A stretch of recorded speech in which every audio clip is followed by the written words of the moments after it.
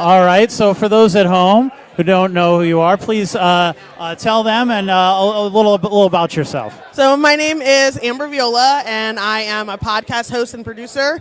I am also a content creator around here, so I push a lot of content for local events, some nonprofit organizations in the area, like the NAACP, and also just a fan of music, art in general. So I'm happy to be here. I was going to say, you're nominated tonight, are you not? I am. What are you nominated for? So, like, Podcaster of the Year, Internet Personality of the Year. Yeah. Which it means so much to me. This feels so special.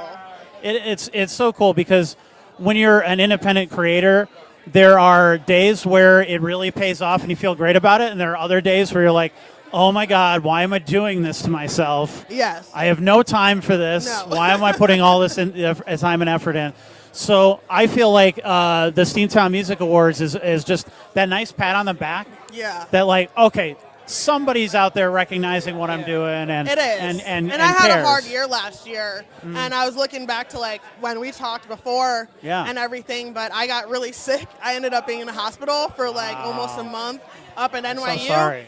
Thank you, but out of all that, I still was able to kind of like push content and host stuff, and my peers saw how hard I was working, and that means more to me than anything.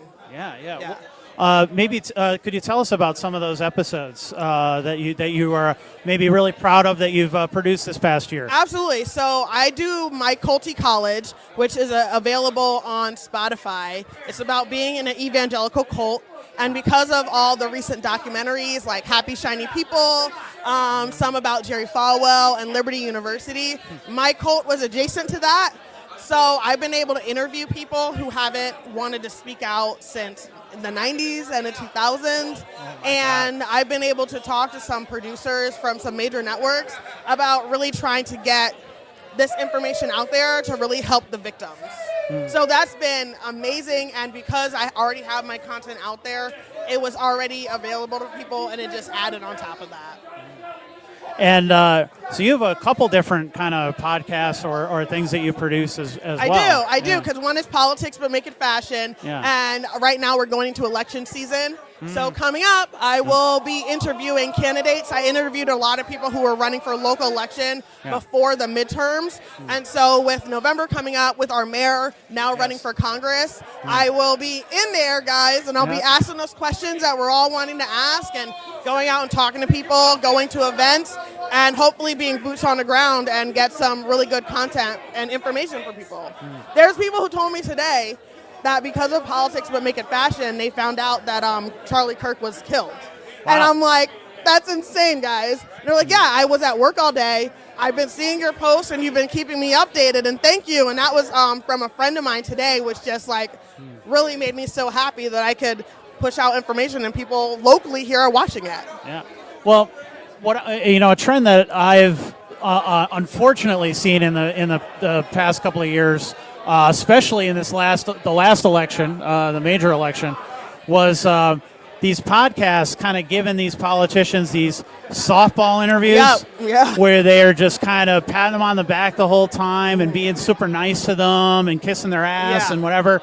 And that's not what that stuff is for. No, you got to ask the questions that nobody's willing to ask. And I found that because I'm asking those questions, and because I'm able to kind of get a rapport with the people I'm interviewing, a rapport with local people around here, I've been able to get great interviews and really get good perspective. Because sometimes I think people don't know who an entertainer is, a politician is, an elected official is, because they're not getting asked those real questions. You know, like, I want to know the truth. I mean, you don't have to grill them like they're a prisoner. No, but you got to build a rapport. You got to build a rapport and be willing to talk to people. I go to the local debates.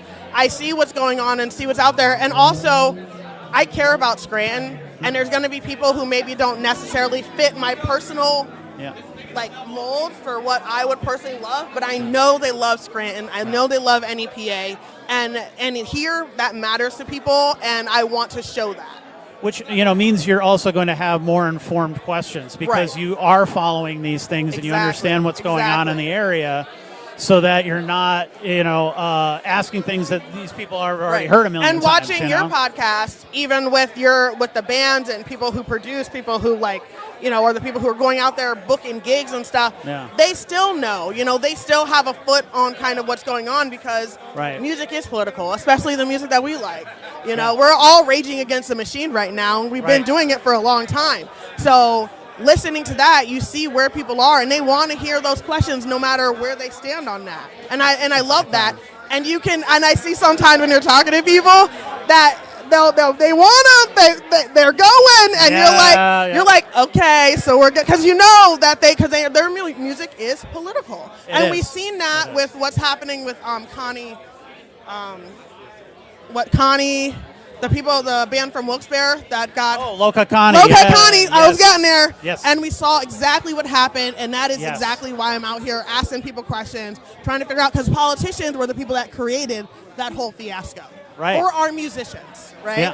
Yeah, exactly. And because of people only kind of reading headlines these days, that's a great example of one of these stories where people have already formed their opinion by the time they finished reading the headline, and they haven't even heard what the different sides have said. Right.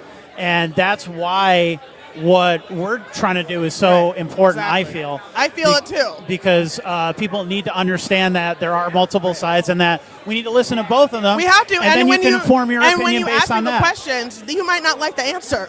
And that's okay. Right. That's okay. Still ask the question. Yeah, exactly. So let me see.